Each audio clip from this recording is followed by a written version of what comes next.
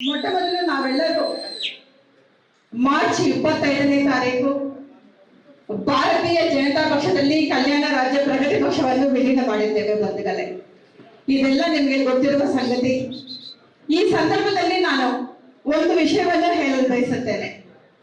25ನೇ ತಾರೀಕು ಬೆಳಗ್ಗೆ ಸನ್ಮಾನ್ಯ ಶ್ರೀ ಮಾಜಿ ಮುಖ್ಯಮಂತ್ರಿಗಳು, ರೈತ ನಾಯಕರು ಆದ ಯಡಿಯೂರಪ್ಪನವರು ಅವರ ಮನೆಗೆ ಕರೆಸಿ ನಮ್ಮ ಕ್ಷೇಮ ಸಮಾಚಾರವನ್ನು ವಿಚಾರಿಸಿ ಅವರ ಜೊತೆಯಲ್ಲಿ ನಮ್ಮ ಕುಟುಂಬವನ್ನು ನಮ್ಮ ರಾಜ್ಯದ ಬಿಜೆಪಿ ಕಚೇರಿಗೆ ಕರೆದುಕೊಂಡು ಹೋಗಿ ನಮ್ಮನ್ನು ಪಕ್ಷಕ್ಕೆ ಸೇರ್ಪಡೆ ಮಾಡಿಸಿದ್ದು ನನ್ನ ಜೀವನದಲ್ಲಿ ಎಂದಿಗೂ ನಾನು ಮರೆಯೋದಿಲ್ಲ ಅಂತ ಈ ಸಂದರ್ಭದಲ್ಲಿ ಹೇಳಬಯಸುತ್ತೇನೆ.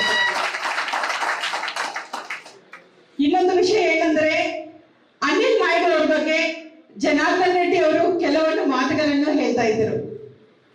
ಅನಿಲ್ ನಾಯ್ಡು ಅವರು ಚಿಕ್ಕಂದಿನಿಂದಲೂ ನಮ್ಮ ಮನೆ ಮಗ ಇದ್ದಂಗೆ.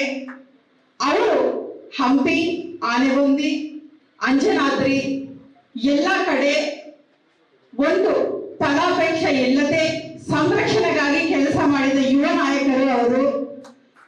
ಅಂತಹ ಅವರು ಇವತ್ತು ಜಿಲ್ಲಾ ಅಧ್ಯಕ್ಷರಾಗಿ ಇದ್ದಾರೆ.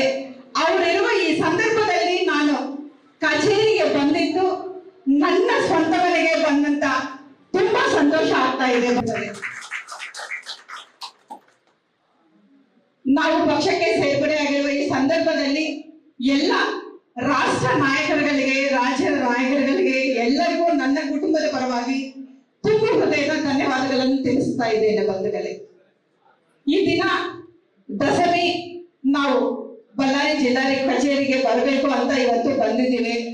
ಇವತ್ತು ನಮ್ಮ ಮಾಧ್ಯಮ ಮಿತ್ರರು ಒಂದು ಪ್ರಶ್ನೆ ಕೇಳ್ತಾ ಇದ್ರು, ನೀವು ನಿಮಗೆ ಏನು ಹೋರಾಟ ಮಾಡಿದ್ದೀರಿ ಅದೇ ರೀತಿಯಲ್ಲಿ ಶ್ರೀರಾಮುಲು ಅಣ್ಣನವರಿಗೆ ಕೆಲಸ ಮಾಡ್ತೀರಾ ಅಂತ.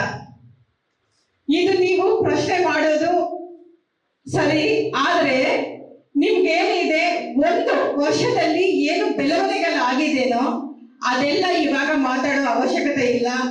ಜನಾರ್ದನ್ ರೆಡ್ಡಿ ಅವರು ಏನು ನಿರ್ಣಯಗಳು ತಗೊಂಡಿದ್ದಾರೋ, ಒಂದು ವರ್ಷದಲ್ಲಿ ಬೆಳವಣಿಗೆಗಳು ಆಗಿದೆ.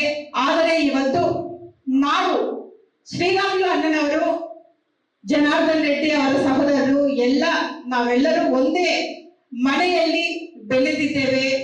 ಅವರು ನಾನು 30 ವರ್ಷಗಳ ಹಿಂದೆಯಿಂದ ಇವತ್ತಿನವರೆಗೂ ನೋಡ್ತಾ ಇದ್ದೀನಿ. ಬಡವರ ಬಂಧು ಮತ್ತು 15ನೇ ಲೋಕಸಭಾ ಚುನಾವಣೆಯ ಅಭ್ಯರ್ಥಿಯಾಗಿರುವ ಶ್ರೀರಾಮುಲು ಅಣ್ಣನವರಿಗೆ ಆಗಲು ನಾವೆಲ್ಲರೂ ಶ್ರಮಿಸಿ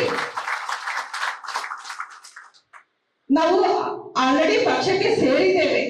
ಇವತ್ತು ಕಲ್ಯಾಣ ರಾಜ್ಯ ಪ್ರಗತಿ ಪಕ್ಷ, ಬಿಜೆಪಿ ಅಂತ ಯಾರು ಇಲ್ಲ. ನಾನೆಲ್ಲ ನಮ್ಮ ಕಾರ್ಯಕರ್ತ ಬಂಧುಗಳಿಗೆ ಕಲಕಲೆಯ ಮನವಿ ಮಾಡೋದು, ನಾವೆಲ್ಲರೂ ಒಗ್ಗಟ್ಟಾಗಿ ಶ್ರಮಿಸಿ ಶ್ರೀರಾಮುಲು ಅಣ್ಣನವರನ್ನ ಪ್ರಚಂಡ ಬಹುಮತದಿಂದ ಗೆಲ್ಲಿಸೋಣ ಅಂತ ತಮ್ಮೆಲ್ಲರಲ್ಲಿ ಕೇಳ್ಕೊಳ್ತಾ ಇದ್ದೇನೆ ಬಂಧುಗಳೇ. ಇನ್ನೊಂದು, ನಾವು ಸಾಯಂಕಾಲ ಕಾರ್ಯಕರ್ತರಿಗೆ ಸ್ವಾಗತ ಮಾಡುವ ಕಾರ್ಯಕ್ರಮ ಮಾಡ್ತಾ ಇದ್ದೀವಿ.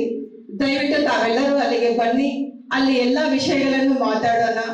ಈ ಒಂದು ಸುಸಂದರ್ಭದಲ್ಲಿ ನೀವೆಲ್ಲರೂ ನನಗೆ ಬಳ್ಳಾರಿಯಲ್ಲಿ ಹೇಗೆ ಶ್ರಮಿಸಿ ನನ್ನನ್ನು ಗೆಲ್ಲಿಸಬೇಕು ಅಂತ ಹೋರಾಟ ಮಾಡಿದ್ದೀರೋ ಅದೇ ರೀತಿಯಲ್ಲಿ ಈಗ ಏನು ನಡೀತಾ ಇದೆ ಈ ಲೋಕಸಭಾ ಚುನಾವಣೆಯಲ್ಲಿ ಶ್ರೀರಾಮುಲು ಅಣ್ಣನಿಗೋಸ್ಕರ ಪ್ರತಿ ಮನೆಗೆ ತರಲಿ.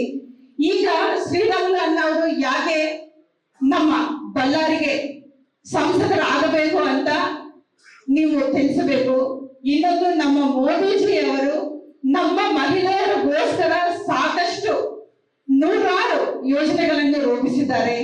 ಅವೆಲ್ಲ ಮನೆಗೆ ತಲುಪಿಸಿ ನಮ್ಮ ಮೋದಿಜಿ ಅವರು 3ನೇ ಸರಿ ಹ್ಯಾಟ್ರಿಕ್ ಪ್ರಧಾನಮಂತ್ರಿ ಆಗಲು ನಮ್ಮ ಶ್ರೀರಾಮುಲು ಅಣ್ಣನವರನ್ನ ಲಕ್ಷಾಂತರ ಮತಗಳಿಂದ ಗೆಲ್ಲಿಸೋಣ ಅಂತ ತಾವೆಲ್ಲರಿಗೂ ಮನವಿ ಮಾಡುತ್ತಾ, ತಮ್ಮೆಲ್ಲರಿಗೂ ನನ್ನ ಈ ಅವಕಾಶ ಮಾಡಿಕೊಟ್ಟಿದ್ದಕ್ಕೆ ಧನ್ಯವಾದಗಳನ್ನು ತಿಳಿಸುತ್ತಾ ನನ್ನ ಈ ಮಾತುಗಳನ್ನು ಮುಗಿಸ್ತಾ ಇದ್ದೇನೆ ಬಂಧುಗಳೇ.